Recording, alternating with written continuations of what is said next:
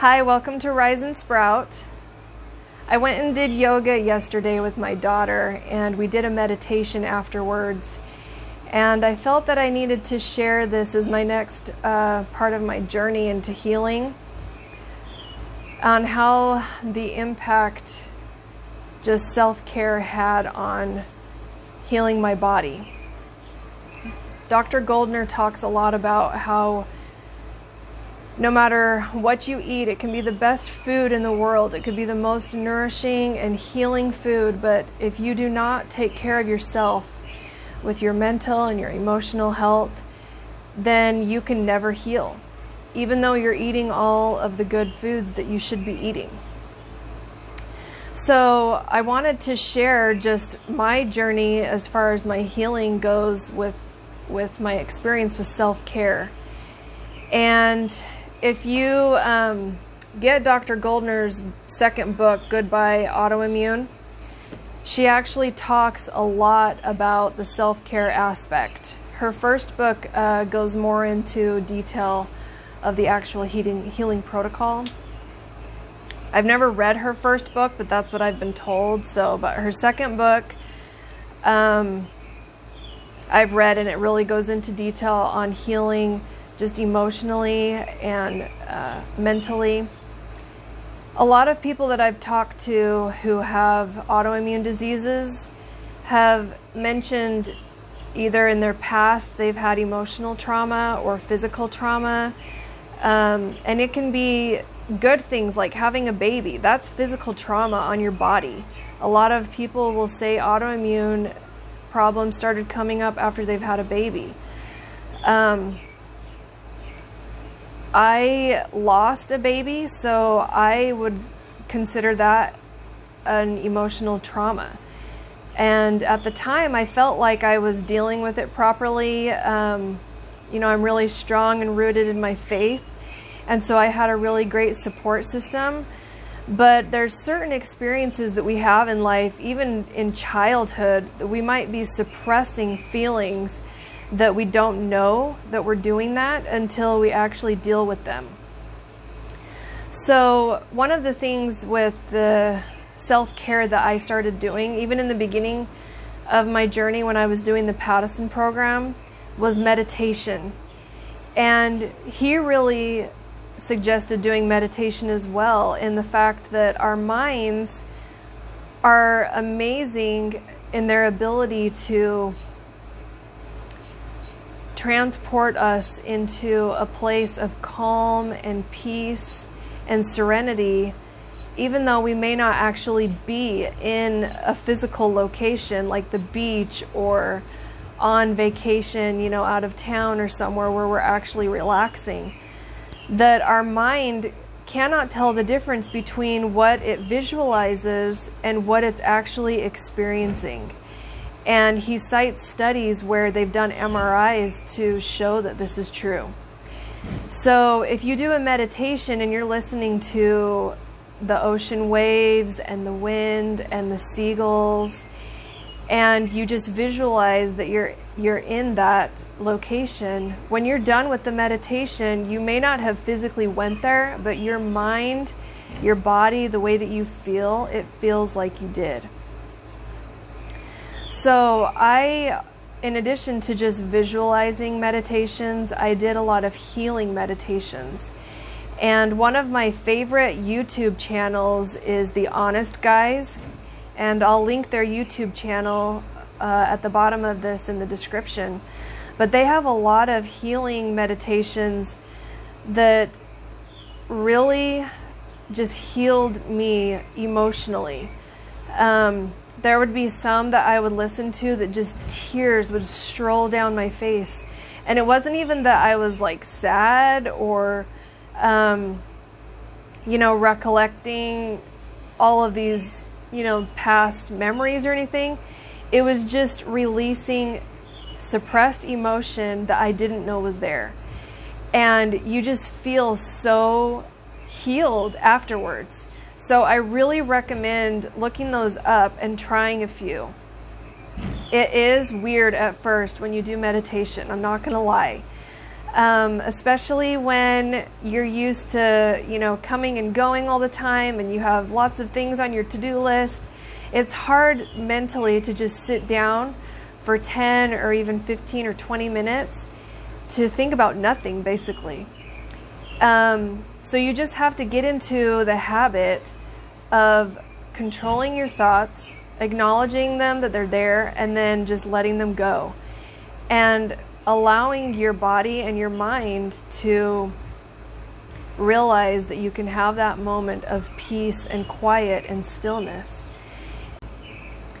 There's this awesome meditation that Dr. Goldner talks you through in her book. And it's basically visualizing that you're sitting in front of anybody, past or present, who has caused anything, pain or regret or sadness that maybe you haven't been able to deal with, and forgiving them and putting that in your past to move on. And it's awesome because you just pretend that you're talking to that person as if they're right in front of you, and you can tell them everything and anything that you ever wanted to say, but you held it in because you just couldn't. And it really is so awesome in letting go of so much anger and just stress that you hold inside when you can do that, even though you didn't actually talk to the person. And it's crazy because I did that for just things that have happened in the past. And I know that if I was to see that person again, it wouldn't even matter anymore because I've moved on and I let it go, and those things don't control me anymore.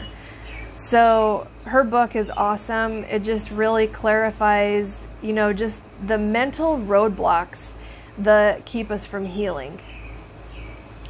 This, the Science Behind Yoga documentary, you can look it up, but one of the quotes that I loved in there that they said is, the more control we have in our mind, the more power we have in our life.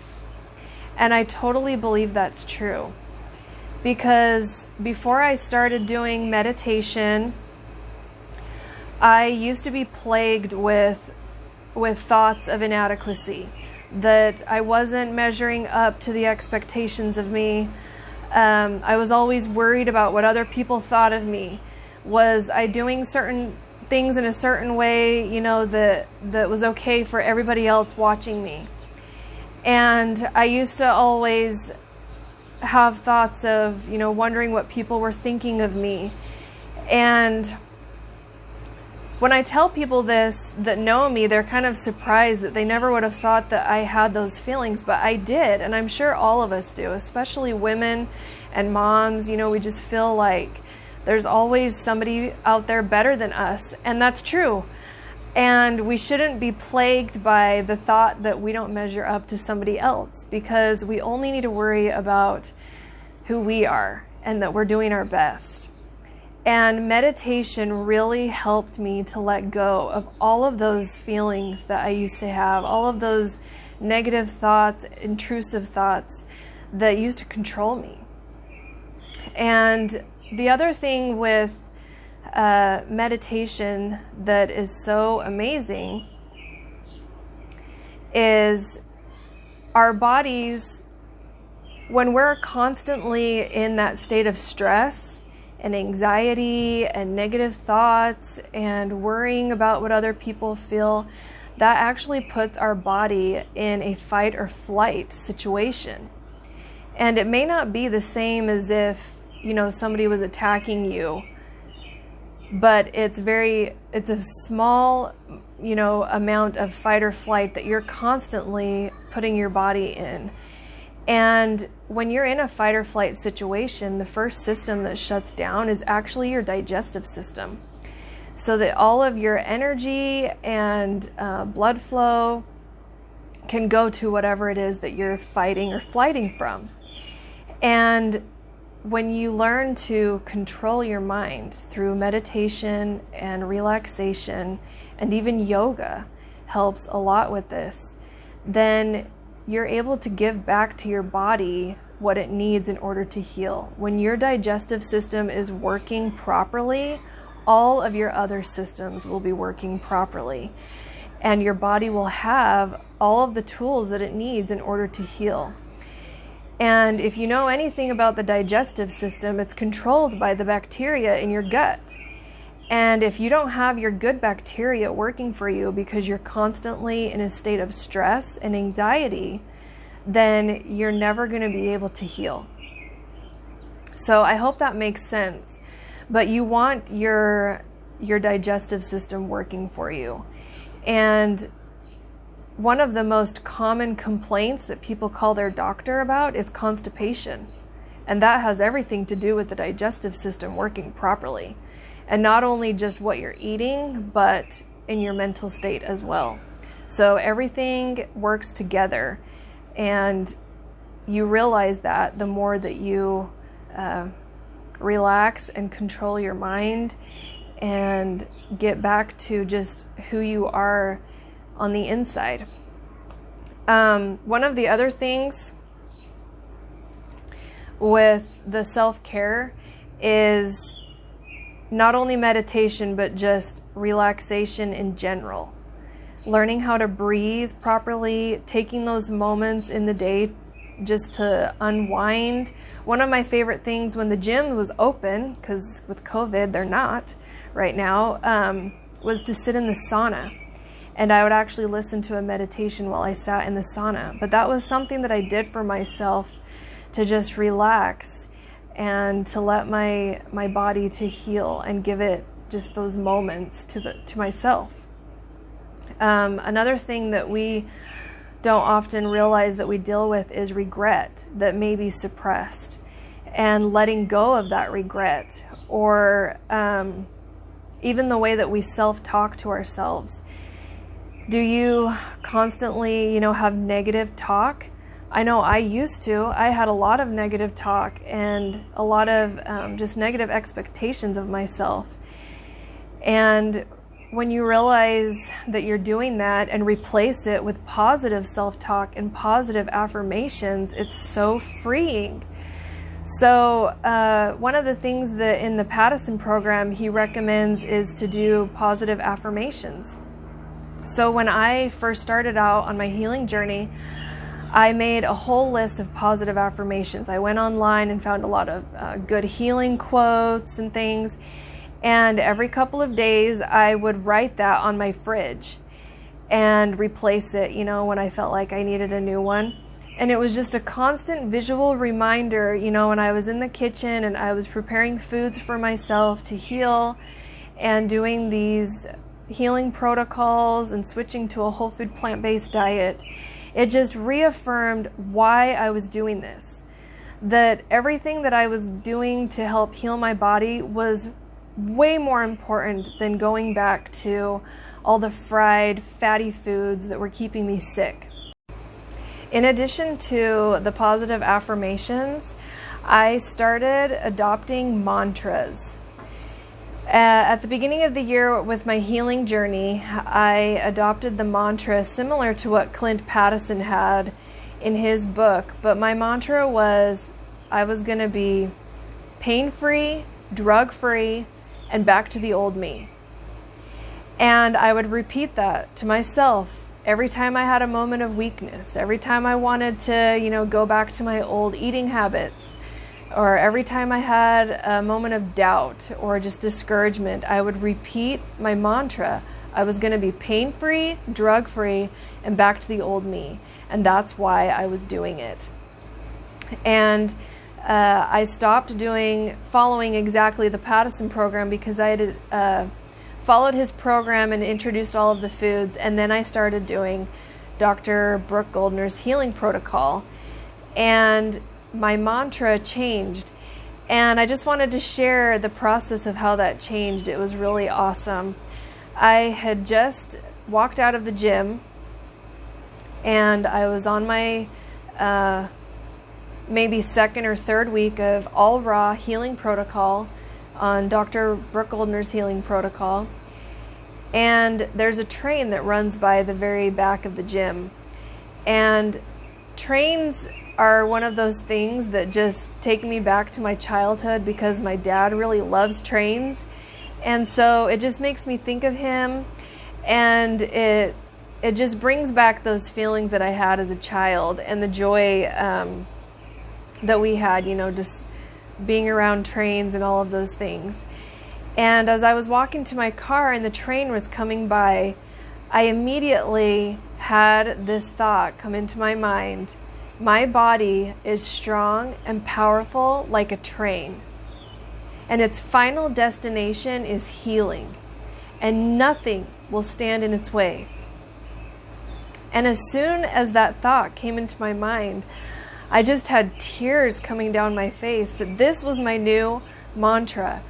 When you visualize a train, whatever it hits, it's going to get out of its way. And that's how I felt. I just felt so empowered and alive that I was on the path to healing, and nothing was going to stand in my way. And I was determined that it was going to happen.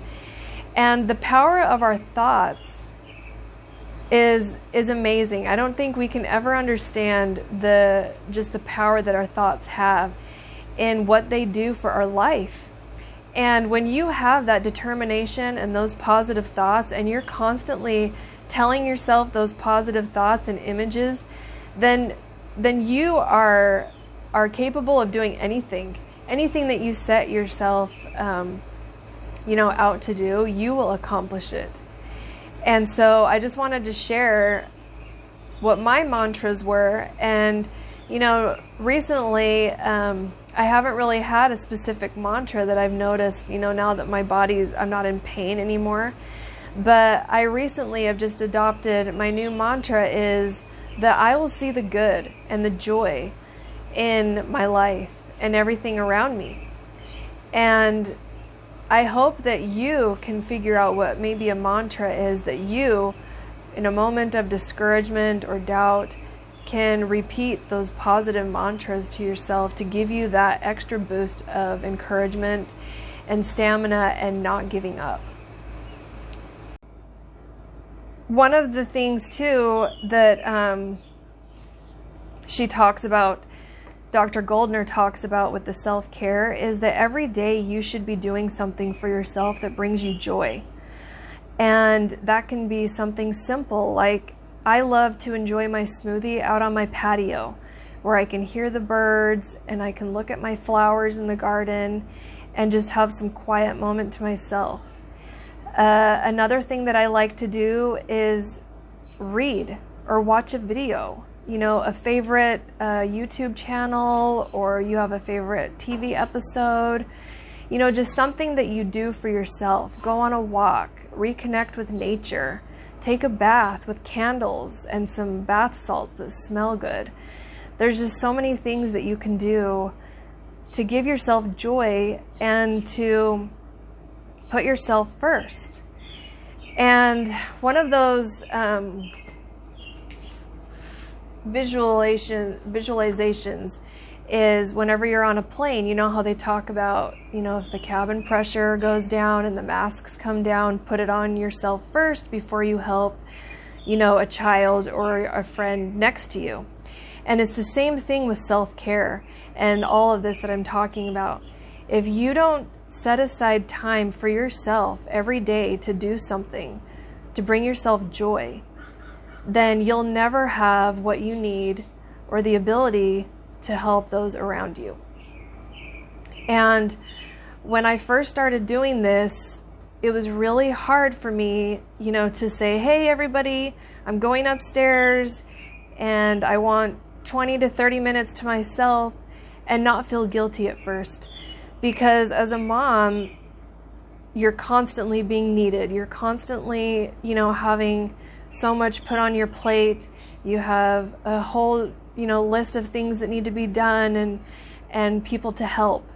And we put ourselves last because we feel like in order to help everyone, that's what we need to do. We sacrifice ourselves in order to help other people. But it actually needs to be the other way around. You have to put yourself first. You have to have a full tank before you can give any to someone else. And I really have come to learn that And I recognize it in myself when my tank is empty. I start getting short-tempered with my kids, or I get annoyed with things, or I feel overwhelmed, or those anxiety feelings come back, and I realize that I haven't been filling my tank. I haven't been doing my daily meditations or my daily bliss moments, that I like to call them. What I do to help myself have those feelings of joy every day. And so I hope that this helps clarify maybe some questions or doubts that maybe you had about meditation and yoga, or just relaxation in general, that it really is powerful. And again, I've talked to so many people who are eating the right foods, they're not healing, or they're eating the right foods and they're not losing weight, or they're eating all of the right foods and they just still feel tired, or they still have a lot of stress in their life. And it really comes down to, you have to put yourself first. You have to have quiet moments. Start meditating. It will change your life, I promise you. And again, if you're constantly in that state of stress and anxiety, you won't heal. You won't lose weight, because your body is barely functioning, and it needs to function at its optimal level in order for you to start healing. And anyway, that was what I wanted to share about meditation and just healing yourselves from any emotional or physical trauma that maybe you're still dealing with, or that's suppressed and you don't know that you're needing to deal with it. But yeah, I hope that helps. So I'll talk to you later.